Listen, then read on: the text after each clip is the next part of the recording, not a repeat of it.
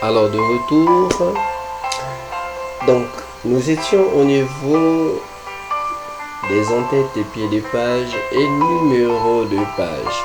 Bien, on peut commencer du bas jusqu'au haut, on peut aussi commencer du haut jusqu'au bas. Moi je vais commencer du haut jusqu'au bas. En tête des pages. Alors donc ici il est question de créer un mini texte juste en haut de votre page. Alors donc ce texte va se répéter automatiquement, d'accord, dans chacune des pages que vous allez créer. C'est ce qu'on va appeler l'entête. Alors, bien, donc l'entête ne consiste pas seulement à créer ou à saisir un texte juste en haut, mais il y a un espace approprié pour les entêtes. Alors donc, la dernière fois, je crois que je vous expliquais le but de la règle qui consistait à faire des mises en page. Alors donc dans la règle, vous avez cette partie-là qui gère, vous voyez la partie grisée, donc ici, qui gère la mise en page horizontale. Donc cette mise en page horizontale qui est une partie réservée aux entêtes. Et ici vers le bas, vous avez aussi cette même partie qui est réservée au pied de page. Je ne sais pas si je me fais comprendre. Alors donc je disais qu'ici, au niveau de la règle, vous voyez là où est positionné mon curseur, ici nous permet tout simplement de gérer la marge de quoi, de l'entête. Ici vers le bas, c'est la marge du pied de page. Et nous retenons aussi que cette entête au pied de page va se répéter, d'accord, dans chacune des pages que je vais créer. Donc, chaque page que je vais créer, elle sera disponible. Donc à l'intérieur de l'entête, quels sont les éléments que nous pouvons mettre au niveau de l'entête? Par exemple, le nom de la société, l'adresse de la société, le logo de la société, si nous voulons que celle-ci soit présente, d'accord, dans toutes les pages. Sinon, à chaque fois que nous évoluons dans notre document. Bien, donc, on va créer une entête ou un en-tête de page. Bien, donc je vais ici dérouler. Alors donc on me fait plusieurs propositions. Voilà. Donc ici ce sont des propositions que Word me donne. J'ai des différentes propositions. C'est selon mon vouloir. Si je veux en utiliser, il suffit juste de cliquer sur un modèle pour modifier le contenu. Ça c'est une possibilité. La deuxième possibilité serait tout simplement d'aller choisir l'entête dans le site microsoftoffice.com. Donc ça veut dire que si ces entêtes là ne vous plaisent pas, vous pouvez aller rechercher, vous pouvez chercher d'autres dans le site Microsoft disponible. Aussi vous avez la possibilité de modifier un en-tête. Vous pouvez aussi supprimer aussi. Bien, très bien. Alors donc vous avez déjà les possibilités, d'accord, qui vous permettent, d'accord, d'aller récupérer des en-têtes. Bon, également sans oublier que vous pouvez enregistrer la sélection dans une galerie d'en-têtes. Voilà, donc c'est tout à fait normal. C'est-à-dire vous créez un modèle, vous pouvez créer un modèle et vous voulez l'enregistrer de manière à ce qu'elle apparaisse à chaque fois et puis l'utiliser. C'est-à-dire votre modèle un peu plus ou moins personnel. C'est tout à fait normal. Bien, alors, moi je vais choisir le modèle parce que j'ai pas la connexion pour aller chercher au site et je n'ai pas encore créé pour modifier, non plus pour supprimer. Donc je vais prendre un modèle. Donc je vais prendre le premier modèle ici. Donc je sélectionne. Ici je vais mettre vision service. Je vais pas oublier Gabon. D'accord. Alors donc je peux modifier. Donc je peux choisir la taille de la police. Je vais mettre 14. Voilà, 14. Je vais centrer mon texte. Souvenez-vous, on a déjà montré comment centrer le texte. Ensuite, je choisis le type de police, Cambria. Voilà, j'aime bien ce type de police. Voilà, je peux choisir la couleur de mon texte. Je change. Hop, je peux le mettre en gras. Terminé. J'ai terminé mon en-tête. Alors donc, pour tester ce que je viens d'à peine de dire, donc ici, je n'ai qu'une seule page. Donc, je cherche à créer une deuxième page et je veux voir si mon en-tête sera disponible à l'intérieur de la deuxième page créée. Ensuite, je viens ici, insertion.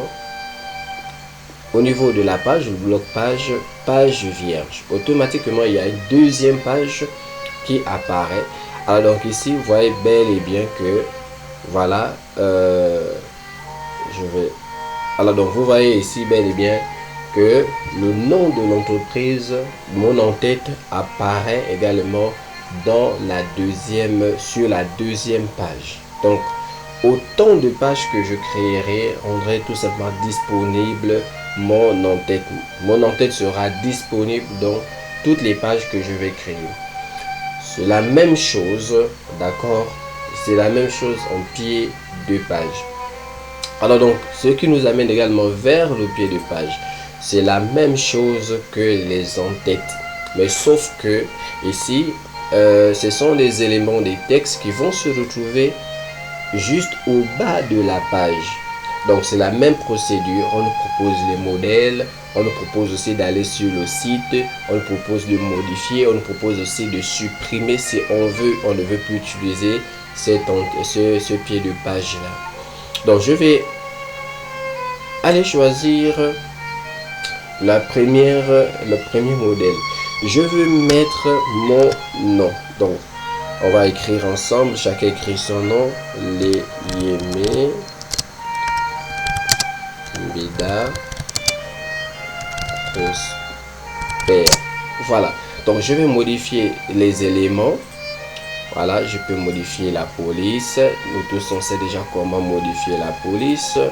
Vous connaissez la mienne, c'est Cambria que j'aime.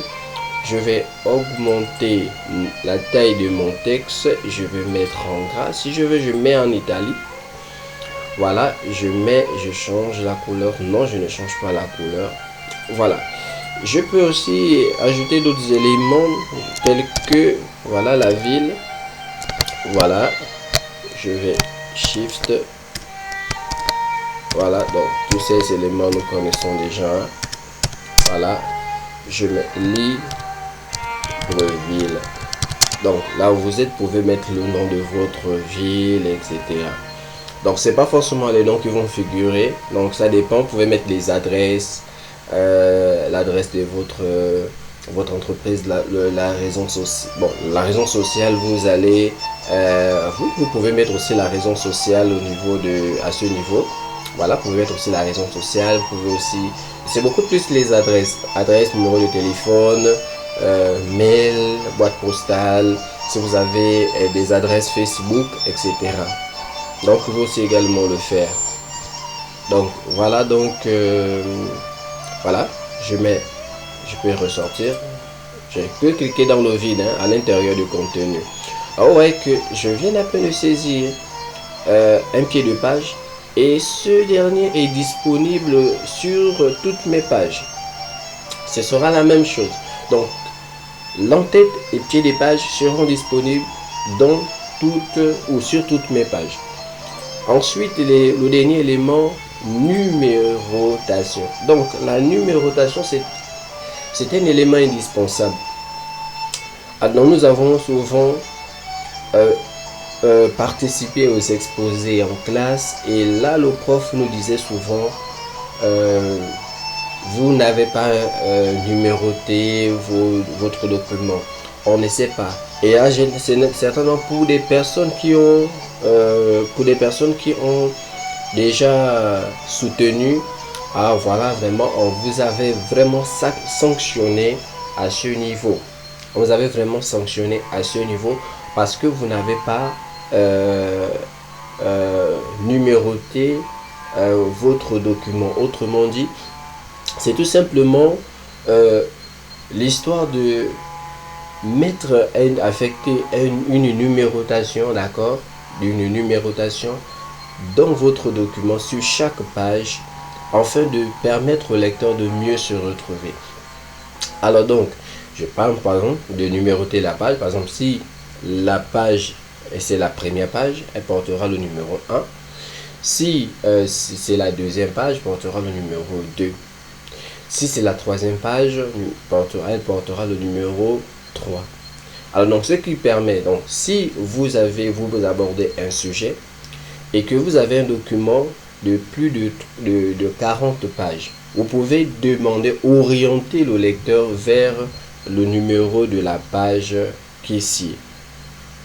Donc, ce sera un élément déjà qui va vraiment nous aider pour nos différents travaux. Alors donc, comment ça se passe et comment nous pouvons affecter un numéro de page, d'accord. Alors donc, ici la procédure elle est simple. Donc la procédure elle est simple. Alors donc, on va tout simplement, vous avez les pages du haut, c'est-à-dire les hauts de page, donc c'est-à-dire les numéros en haut de la page.